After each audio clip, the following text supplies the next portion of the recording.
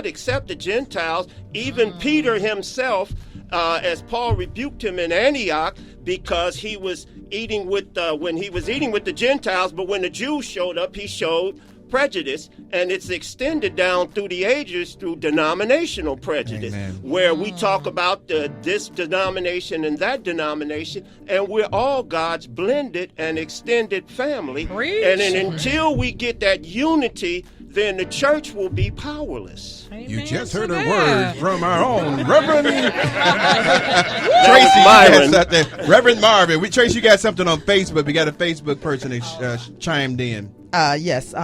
Actually, he's my godson, Brandon Pickett, and he is part of a much blended family. He, his wife, and Lord, I couldn't tell you, the child is mixed up, so I can't tell you everything she is, but I love you, Hala. And they have, Hala had one child when she went into the marriage with Brandon, who was black, and they now have another son who's mixed with a lot, I mean, like Arabian, everything. And now they're having their third son, who should be born any day now. And Brandon says, the hardest part of my blended family was making sure that Nick, which was their first child, was safe. Once they realized I was going to stay with Hala, her family, did all in their power to keep him from achieving and moving ahead. So her name is Hala. Hala, H-A-L-A. Okay. Hey, Hala. Hala. No, that's her name. And I do wish she could have called and I could have got the whole culture thing, because she's a lot. Beautiful children, beautiful daughter, beautiful son. And I mean, you, Hala, not you, girl. She's got all boys, but they are definitely a blended family who went through struggle and prejudice. Amen. My wife got a question here that she wants to ask. Go ahead, baby. Actually, I do have a shout out for Charlie.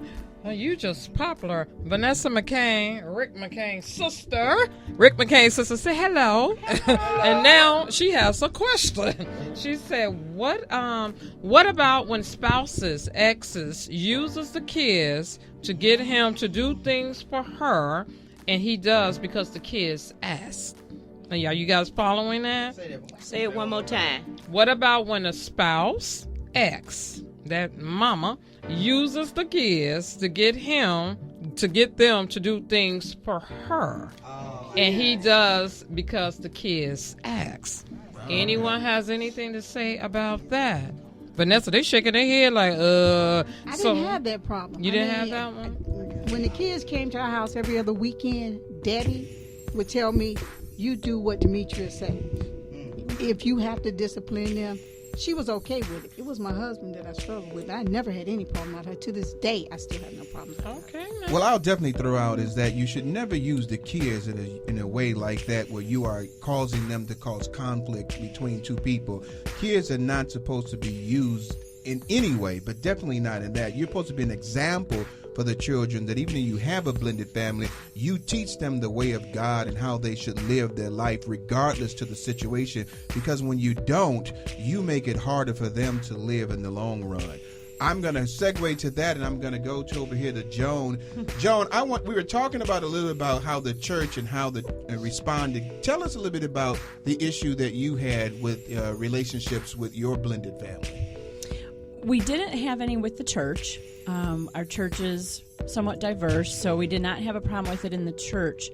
What we did have a problem with is family. My family, my side of the family, is very accepting of all kinds of people and races. And whereas Jeff's family, they're from out of state, there were no dark-skinned people anywhere around. And, I mean, family members still called them colored people. So I was like, wow. Step up. And when we first had our first son, who's adopted, he's our biracial one. His white side is Italian. He's actually white and black. So his white side is Italian. So when we introduced him to Jeff's side of the family, we said he was Italian. And we figured that would be a way to somewhat introduce him and slide him in. And then after a little while, they'd go, isn't he a little dark for an Italian? And I personally, my youngest brother is adopted and he's Italian. And I said, well, he's kind of the same color as my brother. And they're like, okay. And then a little bit later, it came out that, you know, his birth mom was African American, his birth dad was Italian. So, and we would get comments that weren't meant to be mean, but they weren't very nice. And anytime one of the kids had a situation or an issue, they'd say, well, do you think that's because they're black? And, you know, so things like that. While they loved on our kids, I wondered, you know. So we kind of felt that. And as the kids got older, they were a little bit uncomfortable at certain family get-togethers. And so we started allowing them to stay home because it became, we were protecting. Our job as parents is to protect our children. And if it was to protect them from our own family, then we were willing to do that. So that was a little bit hard, you know, for us. But yet on the other hand, you know, I think that also helped our children feel more accepted, if that makes any sense. Because for us, we told them we would do whatever, you know, if they weren't comfortable with the situation, we didn't want to put them in that. So, you know, while we didn't meet with some immediate, you know, prejudice, we kind of felt a little bit.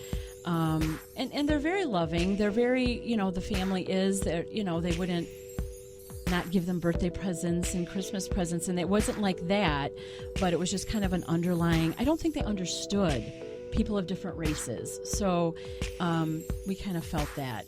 But other than that, you know, our church is very accepting. We have biracial families, and you know, we have friends that are of mixed races. So for our children, they were exposed. But we are definitely conscious of that when we go places, because we don't want our children to feel uncomfortable.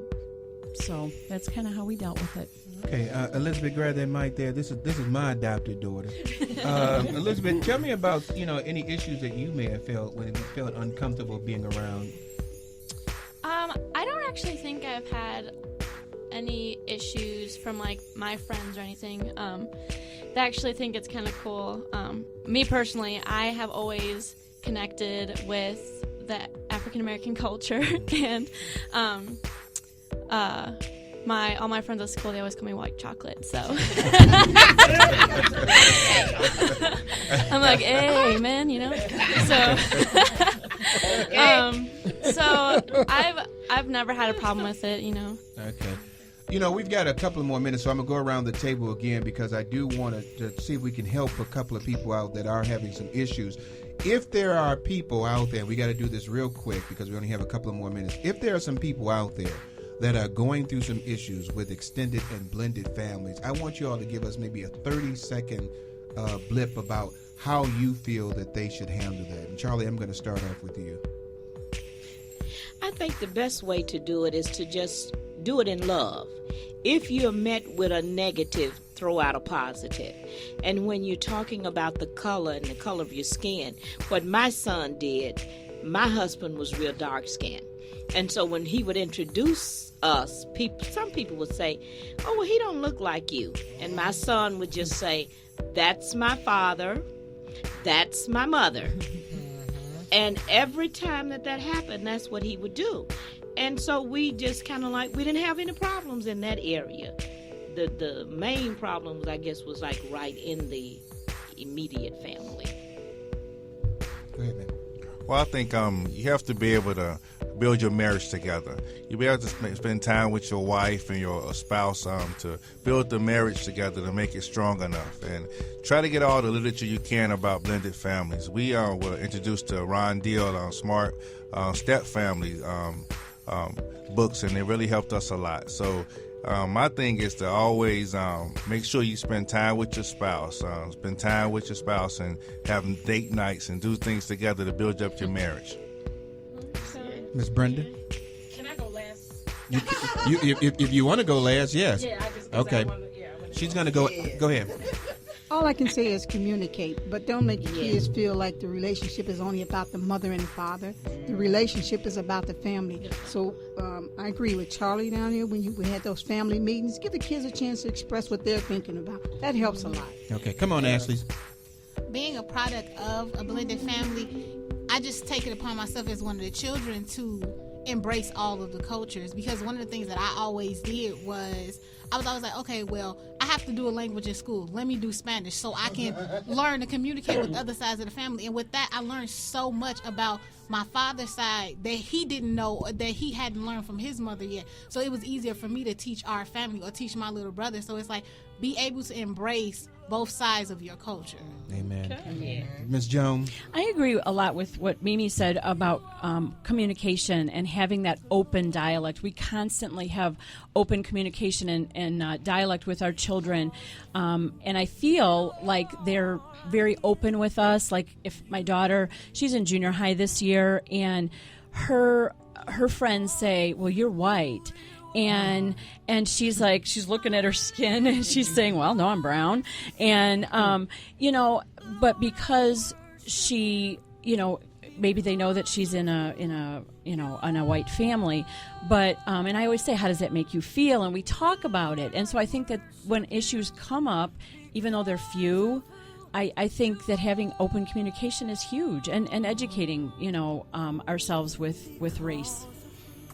Miss Elizabeth, you got about 30 seconds or something you want to say over there?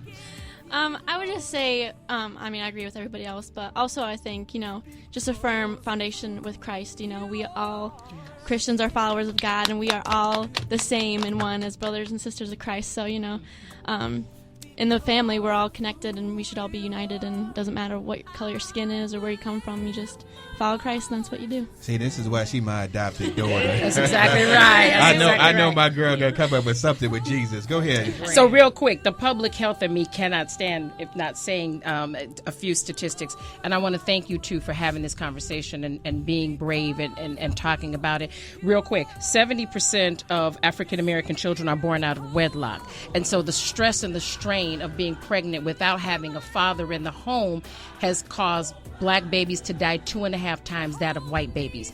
And so I commend you. Or go into the foster care system. Yeah. So I commend you, and this whole conversation is such needed. The church is going to have to deal with this. Amen. Yeah, absolutely. Hey, I thank you all the guests on there. I've got to give my shout out to Daryl King and the Bling Bling. She comes on every day from 6 a.m. to 10. That's my girl. You got to listen to Daryl. Hey, baby, you got anything else you want to add before we get off the air?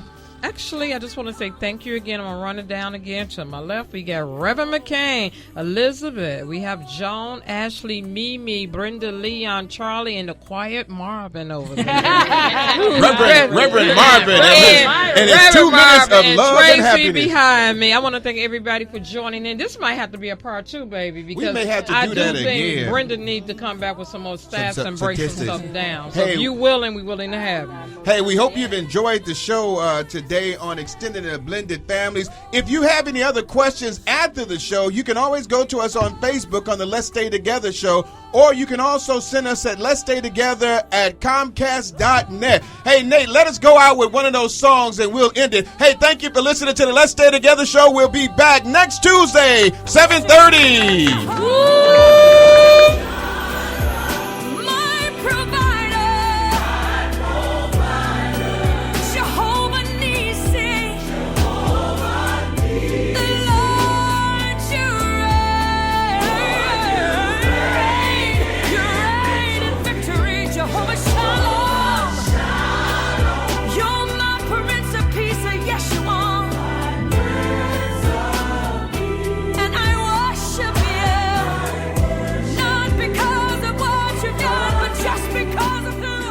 You have been listening to Reverend Rick McCain and author Brenda McCain. If you would like to be a sponsor of this show, please contact them at Let's Stay Together at Comcast.net or send your monetary donations and financial gifts to the Let's Stay Together Show. Post Office Box 902, South Holland, Illinois 60473. That's P.O. Box 902, South Holland, Illinois 60473. Be blessed.